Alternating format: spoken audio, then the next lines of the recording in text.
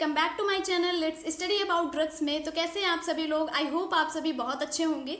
तो आज हम कवर करेंगे एक बहुत इंपॉर्टेंट टॉपिक जो कि है इम्प्यूरिटी। ठीक है, बी फार्मा फर्स्ट सेमेस्टर में हमारा एक सब्जेक्ट है फार्मास्यूटिकल इनऑर्गेनिक केमिस्ट्री, जिसके अंदर हम history of pharmacopoeia, sources and types of impurities पढ़ेंगे। ठीक है, तो पहला टॉपिक जो हमारा हिस्ट्री ऑफ फार्माकोपिया है, इसको हमने अपने फार्मास्यूटिक्स के लेक्चर के अंदर कंप्लीट कर दिया है। तो आप ये वीडियो और उसके लेक्चर्स मैंने टेलीग्राम चैनल में प्रोवाइड कर दिए हैं, तो आप इस वीडियो को पुराने लेक्चर्स में देख सकते हैं। प्लस यहाँ पर हम आपको sources and types of impurities के बारे में बताएंगे कि फार्मास्यूटिकल इंडस्ट्रीज़ में जो इम्प्यूरिटीज़ हमारी आ जाती हैं फार्मास्यूटिकल सब्सटेंसेस में या केमिकल्स में, उनको हम कैसे रिमूव कर सकते हैं, या फिर क्या क्या सोर्स होते हैं हमारे इम्प्यूरिटीज़ के, वो सारी चीज़ें हम अपने इस वीडियो लेक्चर में देखेंगे। तो स्टार्ट करते हैं अपने वीडियो को। सबसे पहले हम समझते हैं अपनी इम्प्यूरिटी के बारे में। इम्प्यूरिटी क्या होती है? जब कोई भी सब्सटेंस मान लो हमने ले रखा है, ठीक है, उसमें कोई भी फॉरेन पार्टिकल या फॉरेन मैटर आकर मिल गया, ठीक, उसमें कुछ भी हमने अलग से ऐड कर दिया, तो वही हमारी क्या होती है? इम्प्यूरिटी होती है। तो क्योंकि हम फार्मेसी की लैंग्वेज में बात कर रहे हैं, ठीक है, फार्मेसी के तरीके से हम अगर डेफिनेशन देखें तो अगर एक्टिव सब्सटेंस में मीन्स ड्रग कोई भी बनाते हैं तो क्या एक तो एपीआई का यूज़ करते हैं, दूसरा एक्सीपिएंट का यूज़ करते हैं, तभी कोई ड्रग या मेडिसिन तैयार होती है। एक्टिव फार्मास्यूटिकल असल में जो होता है वो मेन कैरेक्टर शो करता है, ठीक है। एक्सीपिएंट तो क्या है, हम उसे स्टेबल बनाने के लिए यूज़ करते हैं। तो अगर एक्टिव सब्सटेंस में किसी भी तरीके का बाहर का कोई पार्टिकल या फॉरेन मैटर आकर आ जाता है, प्रेजेंट हो जाता है, ठीक है, या फिर ऐड हो जाता है, तो वो क्या करेगा, उस सब्सटेंस के फिजिकल, केमिकल और थेराप्यूटिक नेचर को चेंज कर सकता है या उसको अफेक्ट कर देगा, और वही हमारा क्या हो जाएगा? इम्प्यूरिटी हो जाएगा। मीन्स हमारा जो कंपाउंड है वो इम्प्योर हो जाएगा और वही क्या कहलाएगा? इम्प्यूरिटी कहलाएगा। सेकेंड है हमारा प्योरिटी। प्योरिटी क्या है? जैसे इम्प्योरिटी कोई फॉरेन मटेरियल आकर उसमें ऐड हो गया तो वो इम्प्योर हो गया। अगर उसमें कोई फॉरेन मटेरियल ना हो, फॉरेन मैटर से वो फ्री हो सब्सटेंस, तो वो हमारा प्योरिटी हो जाएगा। अच्छा, फार्मास्यूटिकल जो भी इंडस्ट्री होती है या फार्मास्यूटिकल जो हम सब्सटेंसेस तैयार करते हैं, अगर उसमें इम्प्यूरिटी आ जाती है तो वो कैसे अफेक्ट करते हैं अपनी बॉडी को, या कैसे उस सब्सटेंस को अफेक्ट करता है, ये हम इसके अंदर देखेंगे। फर्स्ट है हमारा इम्प्यूरिटी में cause change in physical and chemical properties of substance. जैसा कि हम जानते हैं कि किसी भी सब्सटेंस में जब कोई भी इम्प्यूरिटी आती है तो वो सबसे पहले क्या करेगा? उसके नेचर को, उसके प्रॉपर्टी को चेंज करेगा, ठीक है। तो उसके फिजिकल, केमिकल या उसकी थेरापेटिक जो भी प्रॉपर्टी है उसको क्या कर देगा? वो इम्प्यूरिटी उस सब्सटेंस की इन सभी प्रॉपर्टीज़ को चेंज कर देगा। सेकेंड है हमारा impurities produce undesired effect when present above certain limit. देखो, एक सर्टेन लिमिट होगी। ऐसा तो है नहीं कि कोई भी सब्सटेंस हम बिल्कुल प्योर तैयार कर सकते हैं, कुछ ना कुछ तो इम्प्योरिटी आ सकती है, ठीक है। तो एक उसकी सर्टेन लिमिट बनाई गई है, एक प्रिस्क्राइब्ड लिमिट बनाई गई है कि हाँ भाई, इतने से ज़्यादा इम्प्योरिटी नहीं होनी चाहिए। अगर इससे ज़्यादा होती है तो वो शायद अनडिजायर्ड इफेक्ट शो कर सकता है हमारी बॉडी में। अनडिजायर्ड इफेक्ट मतलब हमारी बॉडी में जो इफेक्ट शो करना है उसके अलावा भी कोई ऐसा इफेक्ट, लाइक अगर जैसे मान लीजिए हमने कोई भी ड्रग ली फीवर के लिए, ठीक है। अब क्या हुआ कि हमें क्या चाहिए कि हमारा फीवर सही हो जाए। हमने कोई भी ड्रग ले ली, खाई, हमारा फीवर सही हो गया, लेकिन अब इसमें क्या हो गया? एक हमें साइड इफेक्ट भी मिल गया, अनडिजायर्ड इफेक्ट भी मिल गया, ठीक है। एक एक्स्ट्रा इफेक्ट मिल गया, लाइक इचिंग होने लगी पूरी बॉडी में क्या होने लगी? खुजली होने लगी। तो ये एक अनडिजायर्ड इफेक्ट है, ये हम नहीं चाहते थे, ये हमें अलग से मिल गया, ठीक है। तो वही अनडिजायर्ड इफेक्ट की बात हो रही है कि शायद इस तरह के अनडिजायर्ड इफेक्ट भी हमें इससे देखने को मिल सकते हैं। थर्ड है हमारा impurities can cause incompatibility with other substance. अच्छा, इम्प्यूरिटी अगर हो सकती है तो शायद उसके साथ जो दूसरा सब्सटेंस हमने मिला रखा है उससे इनकम्पैटिबिलिटी शो कर रहा हो, एक दूसरे से मेल जोल ना कर पा रहे हो, तो वहाँ भी ये प्रॉब्लम आ सकती है। इम्प्यूरिटीज में decrease the self life of the product. Impurity से क्या हो सकता है कि प्रोडक्ट की सेल्फ लाइफ कम हो सकती है। इम्प्यूरिटी में अफेक्ट और reduce the quality of active substance and affect it's potency. देखो, आप लोग एक बात याद रखना कि कोई भी ड्रग जब हमारी तैयार होती है, मेडिसिन, तो उसमें दो चीज़ें यूज़ होती हैं, एक तो एपीआई, दूसरा हमारा एक्सीपिएंट। ये सभी चीज़ें आप फार्मास्यूटिक्स के अंदर प्रॉपरली कवर करोगे, तभी हमारी कोई ड्रग या मेडिसिन तैयार होती है। ओके, ये जो एपीआई होता है इसे हम बोलते हैं एक्टिव फार्मास्यूटिकल इंग्रेडिएंट। ये जो होता है यही मेन होता है, ठीक। मान लो फीवर आ रहा है तो फीवर में मेनली जो वर्क करेगा वो यही पार्ट करता है। ये एक्सीपिएंट तो स्टेबल बनाते हैं, किसी भी अगर हम ड्रग को बना रहे हैं तो उसको स्टेबल बनाने के लिए हम एक्सीपिएंट्स का यूज़ करते हैं। जैसे मान लो कोई एक्सीपिएंट है, अगर हम शुगर कोटिंग कर रहे हैं तो उसमें जो हम शुगर के लिए जो एक्सीपिएंट यूज़ कर रहे हैं या कलर जो हम यूज़ कर रहे हैं, ये सभी क्या है, एक तरह से उसके अपीयरेंस को, उसके टेस्ट को, उसके ऑर्डर को, इन सभी चीज़ों के लिए एक स्टेबल बनाने के लिए ड्रग को ये एक्सीपिएंट का यूज़ होता है। अदरवाइज मेन जो होता है वो एपीआई होता है। और यहाँ पर यही बताया गया है कि अगर इम्प्योरिटी आ जाती है तो ये एपीआई में, एक्टिव फार्मास्यूटिकल सब्सटेंस में, इसकी क्वालिटी को ये रिड्यूस कर देगा। अगर इसकी क्वालिटी रिड्यूस हो जाएगी तो जो भी हमें इफेक्ट चाहिए वो शायद हमें कम मिलेगा, ठीक है। तो उसकी पोटेंसी भी कम होगी, उसका इफेक्ट भी हमारी बॉडी में कम होगा। जहाँ बुखार जाना चाहिए था 2 घंटे में, वो अभी 5 घंटे में जा रहा है, तो उसकी क्वालिटी को क्या कर दिया, इसने रिड्यूस कर दिया। तो इम्प्योरिटी यहाँ भी एक प्रॉब्लम हो सकती है। लास्ट है हमारा impurities produce difficulty in product producing formulation. Impurity अगर है तो फॉर्मुलेशन के टाइम पे भी डिफ़िकल्टी हो सकती है। जब हम किसी भी ड्रग को फॉर्मुलेट करते हैं, बनाते हैं, तो उस टाइम भी एक ये बहुत बेकार फैक्टर है। अगर इम्प्योरिटी है तो शायद हमारी जो ड्रग है वो अच्छी तैयार नहीं हो पाएगी। तो हमने देख लिया फार्मास्यूटिकल में जो भी इम्प्योरिटी है उससे क्या इफेक्ट होता है। अब हम देखते हैं कि ये इम्प्योरिटी हमारी आती कहाँ से, ठीक है, या फिर इसके सोर्स क्या क्या हो सकते हैं, वो सारी चीज़ें हम यहाँ पर देखेंगे। There are several sources of impurities in pharmaceutical substances. Impurity may enter और formed in a drug substance during any of following stages. देखो, जब हम ड्रग बनाते हैं तो मैन्युफैक्चरिंग के टाइम पे, उसकी प्रोसेसिंग, प्यूरिफिकेशन, ये स्टोरेज के टाइम पे इम्प्योरिटी हमारी इन सभी स्टेजेस में कहीं भी एंटर हो सकती है, ठीक है। तो हमें ये तीनों स्टेजेस में अपनी इम्प्योरिटी को चेक करते रहना है। फर्स्ट स्टेज में हम बात करते हैं मैन्युफैक्चरिंग के टाइम पे इम्प्योरिटी कैसे कैसे आ सकती हैं। रॉ मटेरियल, सबसे पहले तो अगर हम कोई भी चीज़ बनाते हैं तो रॉ मटेरियल तो होना चाहिए ना, कि क्या क्या चीज़ें वहाँ लगेंगी। तो अगर रॉ मटेरियल ही हमारा ख़राब है, उसी में इम्प्योरिटी है, तो फाइनल प्रोडक्ट तो कंफर्म है कि उसमें इम्प्योरिटी बन के निकलेगा, ठीक है ना। अगर मान लीजिए आपको कुछ भी बनाना है, रॉ मटेरियल ख़राब है, ठीक, सब्जी बनानी है, अगर उसका रॉ मटेरियल, वो सब्जी ही ख़राब है, तो यार उसका टेस्ट भी ख़राब आएगा। तो वही चीज़ है कि रॉ मटेरियल अगर ख़राब है, उसमें इम्प्योरिटी है, तो फाइनल प्रोडक्ट में भी कंफर्म इम्प्योरिटी मिलेगी हमें। तो if impurities are present in the raw material which used in the preparation of pharmaceutical chemicals, then these may be carried during the manufacturing process to final product। वही बताया है कि अगर impurity हमें raw material में मिल जाती है तो final product में भी confirm impurity हमारी present होगी। Thus final compound may be contaminated with these impurities। जैसे एग्जाम्पल लेते हैं, कॉपर सल्फेट है, ठीक है। कॉपर सल्फेट में be prepared by reaction of sulphuric acid on copper turnings. अगर हम कॉपर सल्फेट को क्या करते हैं, प्रिपेयर करना है हमें, तो हम उसकी रिएक्शन सल्फ्यूरिक एसिड से करा देते हैं कॉपर की, ठीक, तो वो कॉपर सल्फेट में कन्वर्ट हो जाएगा।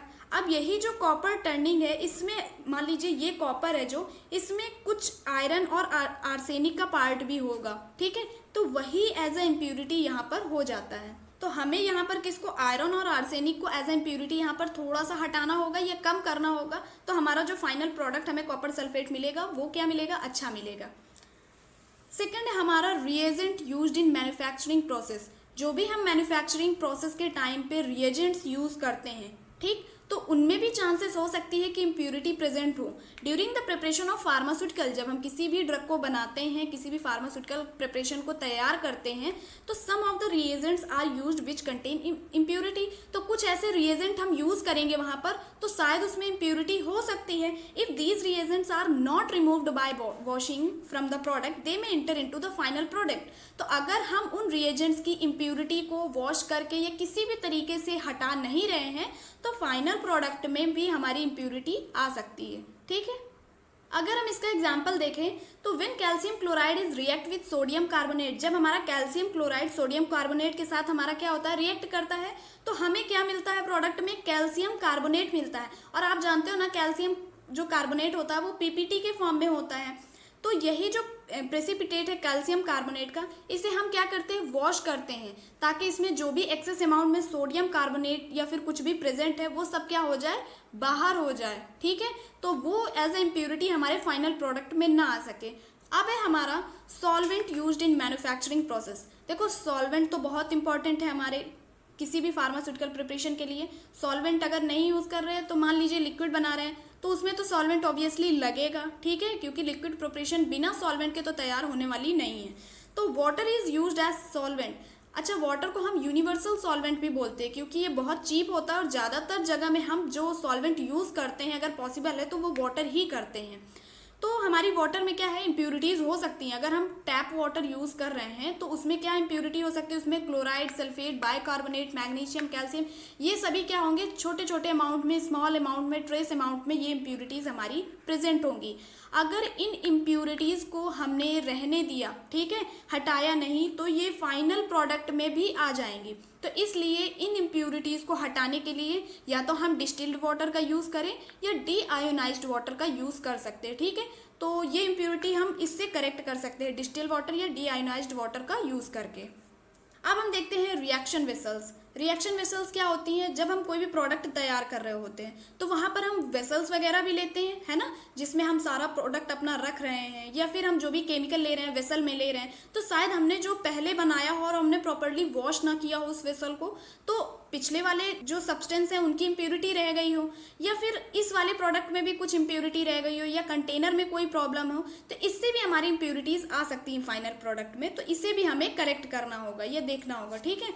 The reaction vessels used in the manufacturing process may be metallic or mild steel। जो हम reaction vessels का यूज़ करते हैं मैन्युफैक्चरिंग के टाइम में, प्रोडक्ट के मैन्युफैक्चरिंग के टाइम में, तो हमारा जो वेसल होना चाहिए वो या तो मेटल का हो, ठीक है, या माइल्ड स्टील वगैरह, ग्लास लाइनिंग के साथ जो माइल्ड स्टील या मेटेलिक हमारे होते हैं, स्टेनलेस स्टील, ये सभी तरीके के वेसल्स हम यूज़ करते हैं। Some reagent and solvent may react with container in which they are stored और प्रोसेस्ड। कुछ जो हमारे रिएजेंट या सॉल्वेंट होते हैं वो कंटेनर के साथ ही रिएक्ट कर लेते हैं, ठीक है। कुछ हमारे रिएजेंट केमिकल हमारे ऐसे भी होंगे जो कंटेनर के साथ उनका तालमेल नहीं बन रहा होगा, ठीक है, वो उससे रिएक्ट कर लेंगे जिसमें हमने उन्हें स्टोर किया है। तो हमें सबसे ज़्यादा ध्यान रखना है कि हम कंटेनर या वेसल कैसा यूज़ कर रहे हैं, ठीक है। Hence a great care must be taken in the selection of suitable vessels for manufacturing process और for the purpose of storage. देखो, ये दोनों चीज़ों में हमें ध्यान रखनी है, मैन्युफैक्चरिंग प्रोसेस के टाइम पे और स्टोरेज के टाइम पे भी, कि हम कैसा वेसल या कैसा हम लोग जो भी कंटेनर है ले रहे हैं, ठीक है। अपने केमिकल के हिसाब से हमें सुटेबल वेसल्स का या कंटेनर का सिलेक्शन करना होगा, इससे ही हम इस इम्प्यूरिटी को दूर कर सकते हैं। अब है हमारा डिफेक्ट्स इन मैन्युफैक्चरिंग प्रोसेस।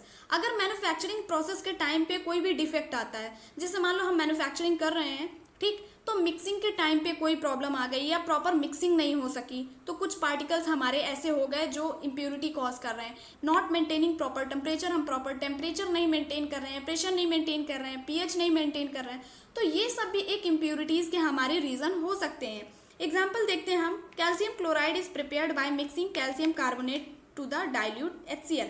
हमको कैल्शियम क्लोराइड क्या करना है, प्रिपेयर करना है, तो हमने कैल्शियम कार्बोनेट को डाइल्यूट HCl के साथ मिक्स कर दिया। तो जब हमने HCl को मिक्स किया, तो अगर कभी कभी होता है कि HCl प्रॉपरली कार्बोनेट के साथ मिक्स नहीं हुआ, तो उस टाइम पे जो बचा हुआ HCl है वही फाइनल प्रोडक्ट में एज अ इम्प्यूरिटी होता है, ठीक है, उसी को हम बोलते हैं कि वही हमारी इम्प्यूरिटी है। तो हमें प्रॉपरली मिक्स कर लेना है, या फिर अगर एक्सेस अमाउंट में है तो उसे हमें पहले ही रिमूव कर देना है, अदरवाइज वो क्या हो जाएगा, फाइनल प्रोडक्ट में एज अ इम्प्यूरिटी रह जाएगा। अब हम प्यूरिफिकेशन या प्रोसेसिंग के टाइम में कैसे किसी भी इम्प्यूरिटी को दूर कर सकते हैं। Reagents use to remove other impurities. हम कुछ रिएजेंट्स ऐसे भी यूज़ करते हैं जो दूसरी इम्प्यूरिटीज़ को रिमूव करने के लिए हम यूज़ करते हैं, ठीक है। कुछ केमिकल्स का ऐसा यूज़ होता है जो इम्प्यूरिटी हमारी प्रेजेंट है, ठीक है, स्मॉल अमाउंट में, वो रिएजेंट उन्हें दूर कर देते हैं। समटाइम्स सम केमिकल्स और reagents are use to remove और प्रेसिपिटेट अनदर सब्सटेंस। कभी कभी ऐसे कुछ केमिकल्स होते हैं जो अनदर सब्सटेंस की इम्प्यूरिटी को या अनदर इम्प्यूरिटी को रिमूव करने में हेल्प करते हैं। This may be also give to source of impurity. इसका एक एग्जाम्पल देखते हैं कि AlCl3 मान लीजिए हमने लिया। AlCl3 में सल्फेट को अगर हमें रिमूव करना है, सल्फेट का एक्सेस अमाउंट प्रेजेंट है, ज़्यादा अमाउंट में हमारा सल्फेट प्रेजेंट है, इसको रिमूव करने के लिए हम BaCl3 का यूज़ करते हैं। तो जब क्या होता है, ये सल्फेट हमारा एक्सेस अमाउंट वाला रिमूव हो जाता है, तो लास्ट में इम्प्यूरिटी एज अ कौन बचता है, Ba, ठीक है, बैरियम जो है वो एज अ इम्प्यूरिटी लास्ट में रह जाता है। तो ये हमारा हो गया reagents use to remove other impurities. अब हम देखेंगे contamination due to vessels and equipment used.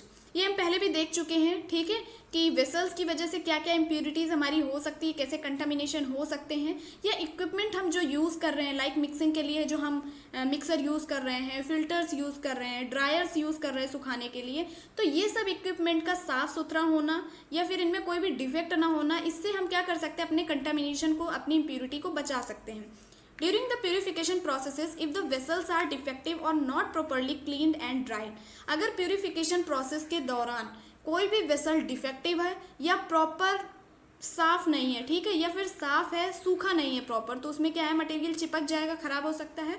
दे में ऐड इम्प्योरिटी, तो ये क्या कर सकते हैं, इम्प्योरिटी दे सकते हैं मटेरियल को, जो भी हमारा प्रोडक्ट बनेगा। या फिर इक्विपमेंट्स है जैसे फिल्टर, सेंट्रीफ्यूजेस, ड्रायर्स, ये सब भी हमारे क्या होने चाहिए, जो इक्विपमेंट है वो प्रॉपर नीट एंड क्लीन होने चाहिए और सूखे हुए होने चाहिए, ठीक है, वेट नहीं होने चाहिए, गीले नहीं होने चाहिए। तो इससे भी हम कंटामिनेशन को, ये इम्प्योरिटी को दूर कर सकते हैं। अब हमारी इम्प्योरिटी लास्ट स्टेज क्या है, स्टोरेज या पैकेजिंग के टाइम पे आ सकती है। अगर हम किसी भी चीज़ को स्टोर कर रहे हैं तो वो स्टोरेज एरिया कैसा है, वहाँ पर टेम्परेचर, लाइट, ऑक्सीजन, उसका क्या हाल है, ठीक है, या पैकेजिंग के टाइम में हम उसको पैक कैसे कर रहे हैं, किसी ऐसे मटेरियल में तो पैक नहीं कर रहे हैं जो खुद रिएक्ट कर रहा हो मटेरियल के साथ, तो ये सारी चीज़ें हम देखेंगे। पैकेजिंग एरर ये हो सकती है कि during the process of packaging के टाइम पे क्या हो सकता है कि कुछ प्रोडक्ट हमारे ऐसे होते हैं जो देखने में एक तरीके के लगते हैं, लाइक कुछ टेबलेट आप लोग देखोगे, मान लीजिए जो वाइट टेबलेट आती हैं, ठीक है, वो देखने में 2-3 टेबलेट वहाँ तैयार हो रही हैं लेकिन देखने में सेम लग रही हैं, लेकिन वो टेबलेट अलग अलग है, तो वहाँ पे क्या होता है कि वो मिस लेबलिंग में प्रॉब्लम आ सकता है। शायद हम इस टेबलेट का नाम ये अलग रख दें, उसका अलग रख दें, ठीक है, तो मिस लेबल हो सकता है जो कि बहुत गलत इफेक्ट हमारी बॉडी में दे सकता है। तो पैकेजिंग एरर नहीं होना चाहिए, ये भी एक तरह की इम्प्योरिटी है। Quality and strength of packaging of material is very important. किसी भी मटेरियल को अगर हमें पैक करना है तो उसकी क्वालिटी और स्ट्रेंथ बहुत इंपॉर्टेंट फैक्टर है, क्योंकि अगर प्रॉपर फुल प्रूफ पैकेजिंग नहीं कर रहे हैं without access to atmosphere and temperature will ensure the stability of the product, वो प्रोडक्ट की स्टेबिलिटी को ख़राब कर सकता है, ठीक है। अगर हम पैकेजिंग प्रॉपर नहीं कर रहे हैं टेबलेट की तो वो क्या होगा कि एटमॉस्फेयर के कांटेक्ट में, लाइट के या फिर टेम्परेचर, ऑक्सीजन, इन सभी के कांटेक्ट में आने के बाद वो ख़राब हो सकती हैं। आप कभी कभी देखोगे कि जब हम क्या करते हैं, कोई भी टेबलेट लेते हैं, उसको अगर हम की पैकिंग से उसको हम बाहर निकाल लें टेबलेट को और उसको हम कहाँ पर रख दें, ऑक्सीजन में, एयर के कांटेक्ट में रख दें, तो वो कुछ दिन बाद क्या हो जाती है, ख़राब हो जाती है। तो वही है, अगर हम प्रॉपर पैकेजिंग नहीं करेंगे तो हमारा मटेरियल जो फार्मास्यूटिकल प्रोडक्ट है वो हमारा ख़राब हो जाएगा। अब है हमारा माइक्रोबियल कंटामिनेशन, जो कि बहुत इंपॉर्टेंट है, ठीक है, क्योंकि ज़्यादातर जैसे हमारी ऑप्थैल्मिक प्रिपरेशंस होती है, लाइक अगर हम आई ड्रॉप वगैरह लेते हैं तो इन सब चीज़ों में, ये जो भी हमारी पेरेंट्रल, लिक्विड, सिरप, ये सभी चीज़ें आती हैं, इनमें माइक्रोबियल कंटामिनेशन की बहुत ज़्यादा चांसेस होती हैं, ठीक है। सॉलिड में थोड़ा कम होती है, लेकिन जो पेरेंट्रल या फिर ऑप्थैल्मिक प्रिपरेशन से इनमें बहुत चांसेस होती हैं माइक्रोबियल कंटामिनेशन की। Microbial contamination is a serious issue to be considered in ophthalmics and injections. जो भी इंजेक्शंस ऑप्थैल्मिक या पेरेंट्रल, हमारी पेरेंट्रल के अंदर हमारी इंजेक्शंस ही आ जाती है, ठीक है, तो इन केसेस में माइक्रोबियल कंटामिनेशन एक बहुत बड़ा इशू है, ये भी एक तरह की इम्प्योरिटी ही है। स्टोरेज कंडीशन या पैकेजिंग अगर हमने इम्प्रॉपर कर रखी है, ठीक है, तो इससे बैक्टीरियल या फंगल ग्रोथ भी हो सकती है, जो कि बहुत इफेक्ट करेगी हमारे फार्मास्यूटिकल प्रिपरेशन को। तो इसके लिए हम क्या करेंगे, स्टेरिलिटी टेस्टिंग परफॉर्म करेंगे। स्टेरिलिटी टेस्टिंग हम इसलिए करते ताकि कोई भी इम्प्योरिटी या फिर अनटूवर्ड इफेक्ट को हम अवॉइड कर सके, हटा सके। अब है हमारा storage condition. During storage of pharmaceutical product और केमिकल, जब किसी भी फार्मास्यूटिकल प्रोडक्ट या केमिकल को हम स्टोर करते हैं तो हमें बहुत अच्छे से ध्यान रखना होता है कि वहाँ पर एयर, लाइट, ऑक्सीजन या टेम्परेचर, ऐसा कुछ फैक्टर तो नहीं है जो हमारे मटेरियल को क्या कर दे, डिकम्पोज कर दे, खराब कर दे, ठीक है। और इससे क्या होगा, अगर ये सारी चीज़ों के कांटेक्ट में आ जाती है हमारी ड्रग और उससे अफेक्ट हो जाती है, तो इससे क्या होगा कि हमारी पोटेंसी अफेक्ट हो जाएगी फार्मास्यूटिकल प्रिपरेशन की। मतलब फार्मास्यूटिकल जो प्रिपरेशन है उसका जो इफेक्ट होगा, मान लो हमें फीवर कम करना है तो वो थेराप्यूटिक इफेक्ट हमारा कम हो जाएगा, ठीक है, उसकी पोटेंसी, उसकी पावर कम हो जाएगी, एंड समटाइम्स प्रोड्यूसेस टॉक्सिसिटी, और कभी कभी वो एक अनडिजायर्ड इफेक्ट या टॉक्सिसिटी भी दे सकता है, ठीक है। इफ़ नॉट प्रॉपरली स्टोर्ड, अगर हमने उसको प्रॉपरली स्टोर नहीं किया है तो वो फार्मास्यूटिकल सब्सटेंस की फिजियोकेमिकल प्रॉपर्टी को, फिजियोकेमिकल मतलब फिजिकल केमिकल प्रॉपर्टीज़ को अफेक्ट कर देगा। जैसे एग्जांपल है when ferrous sulphate is expose to moist air, जब हम क्या करते हैं फेरस सब्सटेंस को, फेरस सल्फेट को मॉइस्ट एयर के कांटेक्ट में रखते हैं, ठीक है, एयर के कांटेक्ट में रखते हैं तो फेरस सल्फेट फॉर्म हो जाता है। तो इससे क्या हो जाता है कि अगर स्टोरेज कंडीशन प्रॉपर नहीं है तो हमारे जो प्रोडक्ट है वो चेंज हो सकते हैं, उनकी प्रॉपर्टी चेंज हो सकती है और इससे उसका थेराप्यूटिक इफेक्ट भी खराब हो सकता है। तो इम्प्योरिटी के क्या क्या प्रॉब्लम हो सकते हैं आप लोग इस टॉपिक में देख चुके हैं। इसके बाद हम कवर करेंगे अपना लिमिट टेस्ट, ठीक है। नेक्स्ट लेक्चर हमारा लिमिट टेस्ट का ही होगा प्रॉपर, जिसमें हम लिमिट टेस्ट के बारे में आपको सारी डिटेल में इंफॉर्मेशन देंगे और फर्स्ट यूनिट भी हमारी कंप्लीट हो जाएगी लिमिट टेस्ट खत्म करने के बाद। सभी के लिमिट टेस्ट हम खत्म कर देंगे। तो हमारी जनरल मेथड ऑफ प्रिपरेशन है, तो इसको हम लोग शायद इसमें हमारे कुछ और इनऑर्गेनिक कंपाउंड्स के मेडिसिनल यूजेस और प्रॉपर्टीज़ के बारे में पढ़ना है, ठीक है। तो जिसमें हमारी ये स्टार लगा हुआ है कुछ हमारे कंपाउंड्स में, तो ये सारी चीज़ें जो मेडिसिनल यूजेस ऐसे या फिर कुछ भी है वो हम उसी टॉपिक में जाकर पढ़ेंगे, ठीक है। तो हमारी लिमिट टेस्ट के बाद फर्स्ट यूनिट होती है ख़त्म। तो वीडियो कैसी लगी कमेंट सेक्शन में ज़रूर बताएं और इसके अलावा आपको कोई भी कन्फ्यूजन हो वीडियो रिलेटेड या नोट्स रिलेटेड, ठीक है, तो आप लोग कमेंट्स में ज़रूर बता सकते हैं। नोट्स हमने आपको टेलीग्राम चैनल में प्रोवाइड कर दिए हैं, तो आप वहाँ से प्रॉपर PDF फॉर्म में नोट्स को प्रिंट करवा सकते हैं या लिख सकते हैं, ठीक है। तो बस आप लोग मन लगाकर पढ़ते रहिए। वीडियो अच्छी लगे तो चैनल को लाइक शेयर एंड सब्सक्राइब जरूर करें and thanks for watching the video.